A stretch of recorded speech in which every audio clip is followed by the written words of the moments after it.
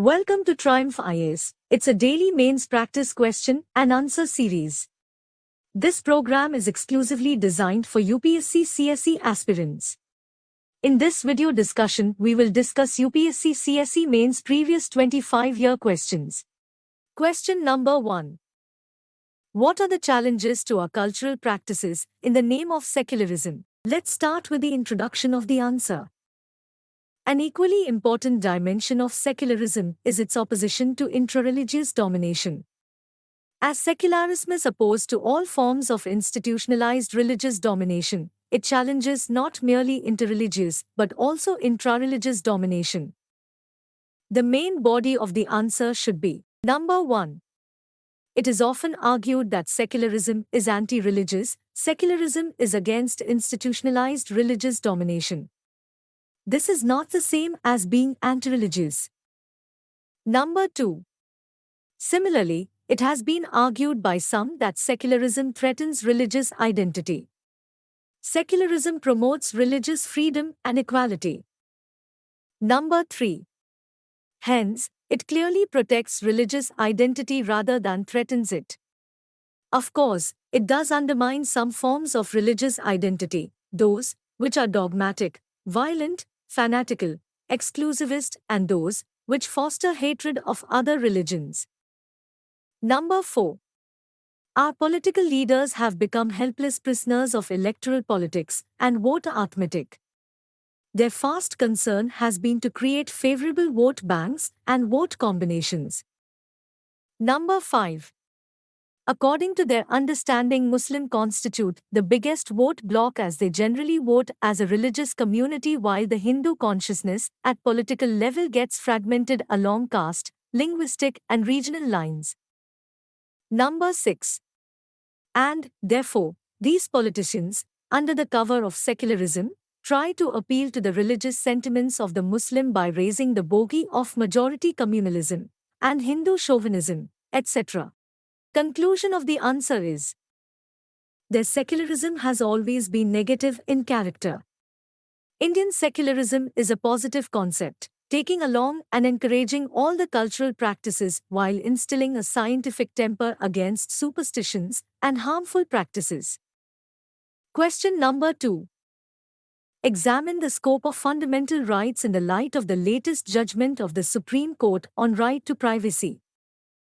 Let's start with the introduction of the answer. A 9-judge constitution bench of the Supreme Court recently ruled that right to privacy is intrinsic to life and liberty as enshrined in Article 21 of the Constitution and is inherently protected under the various fundamental freedoms enshrined under Part 3 of the Indian Constitution. The main body of the answer should be number 1. The Apex Court overruled its own judgments of 1954 and 1961, which held that privacy is not protected under the Constitution. Therefore, the latest judgment on right to privacy broadened the scope of fundamental rights. Number 2. The judgment gains international significance as privacy enjoys a robust legal framework internationally, though India has remained circumspect. Number 3.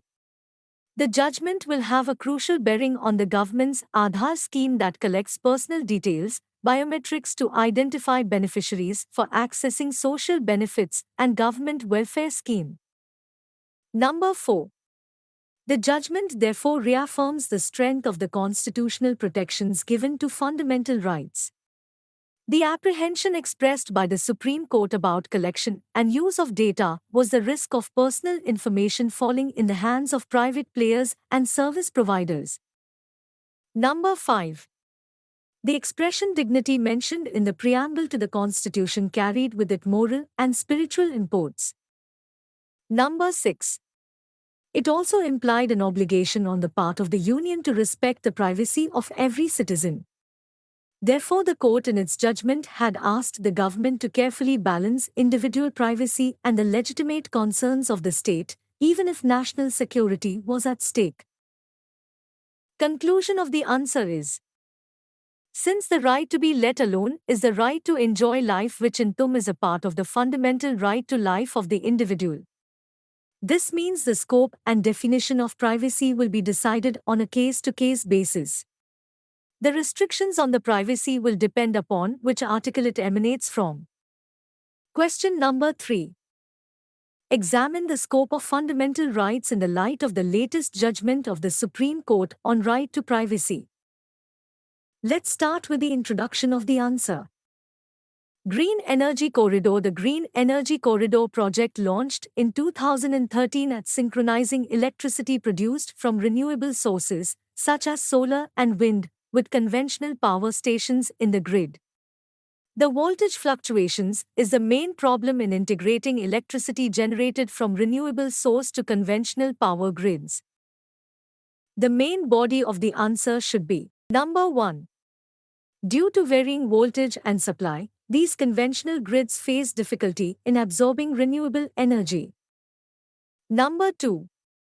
To tackle this problem, a planned transmission system under Green Energy Corridor project is made dynamic to handle the voltage variations leading to all grids across the nation, which is prerequisite to achieve the 175 gigawatts target for renewable energy generation capacity by 2022. Number 3.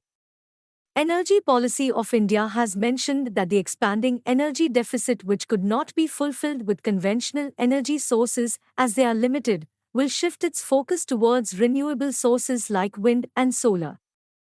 Number 4.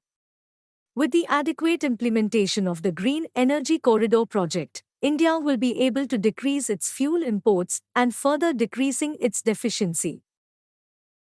Conclusion of the answer is: the renewable energy gives stable grid operation in comparison to conventional energy. Green Energy Corridor, if successful, can even make India energy exporter in global market, as India has significantly huge amount of solar and wind power.